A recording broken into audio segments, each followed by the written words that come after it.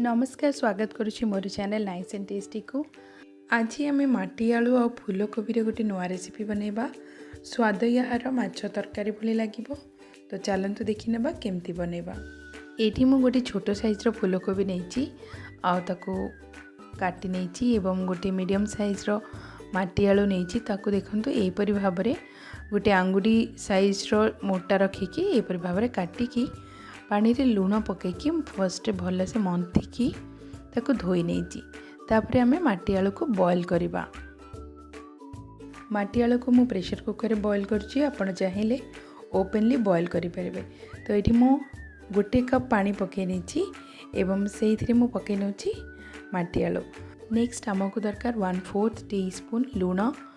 बर्तमान आम pressure cooker cover बंद करके हाई फ्लेम रे 3टी स्टीम आसवाई देवा। एठी मोर 3टी स्टीम आसी जाइए। स्टीम गला परे आमे ओपन करके चेक करवा। तो ये देखंतु मोर माटी आलू बॉयल हो जाइए।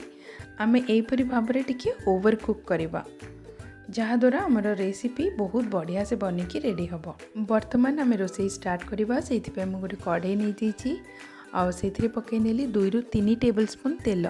से पकईबा किछि सोरिष फुटी आसले पकईबा 1/4 टीस्पून जीरा फुटी आसले मु गोटे छोट पियाज को छोट छोट करी काटिकी पकई नहीं। पियाज को आम नाली हेबा जाए फ्राए करवा। एठी देखंतु मोर पियाज नाली हो जाइए। वर्तमान पकईबा 1 टेबल स्पून अदा रसुण बटा। अदा रसुण बटा को भल से भाजी नवा जमी तार कंचा स्मेलटा पलैब।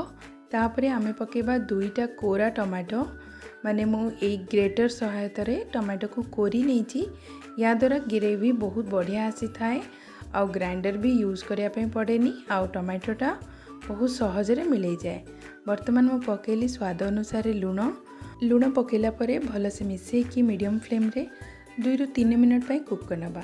2 ରୁ 3 मिनट हो सारानी। बर्तमान पकाउची आधा चमच हलदी गुंड, 1 चमच लंका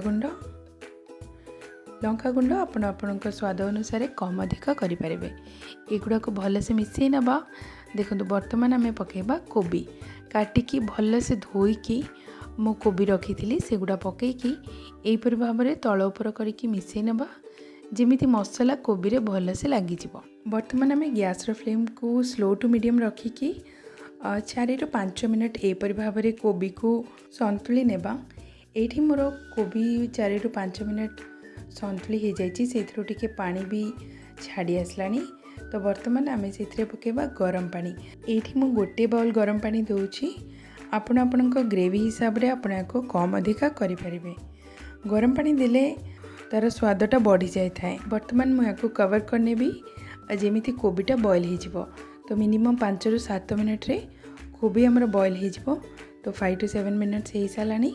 तो मुझे बाहर करके देखुची। बर्तमान आम माटी आलू पकेबा।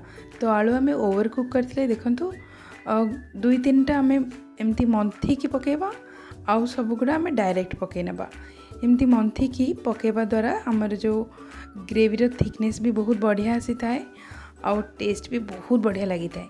यही रेसिपी आप निश्चय बनइबे खाइबापी एक्जाक्टली माछ तरकारी भाया लगे। माटी आलू पकईला परे आम को तल उपर करके भल से मिसई नवा। जेहेतु मु माटी आलू मंथिकी देइछि तो मोर ग्रेवी थिक अच्छी मुझे आउ हाफ बाउल पानी पकई नेली। बर्तमान लास्ट रे आम पकईबा से किछि मसला गुंड गरम मसाला गुंड। बर्तमान आम कवर करनबा आउ 5 मिनट पर जेमिति ग्रेवी कोबी सब गुड़ा भल से कुक हो। तो ये देखो 5 मिनट्स पर मोर ग्रेवी रेडी हो सारानी। बर्तमान आम गैस फ्लेम को बंद करनबा एवं आमर फूलकोबी माटी आलू मसला रेडी हो जाइए। ये रेसिपी आपण निश्चय घरे बनइबे। लास्ट में मुझे किसी धनिया पत्र रे गार्निश कर नहीं। ये रेसिपी खाइबा पे बहुत टेस्टी लगे। रेसिपी ट्राई कला परे केमिति बनिला मते कमेंट करके निश्चय कहिबे। रेसिपी भल लगिले आपनका फ्रेंड्स और रिलेटिव्स को निश्चय शेयर करंतु। आगो को मिसिबा आउ गोटे नुआ रेसिपी रे। ता पूर्वरु आम चैनल नाइस एंड टेस्टी को एबे सब्सक्राइब करनियंतु। धन्यवाद।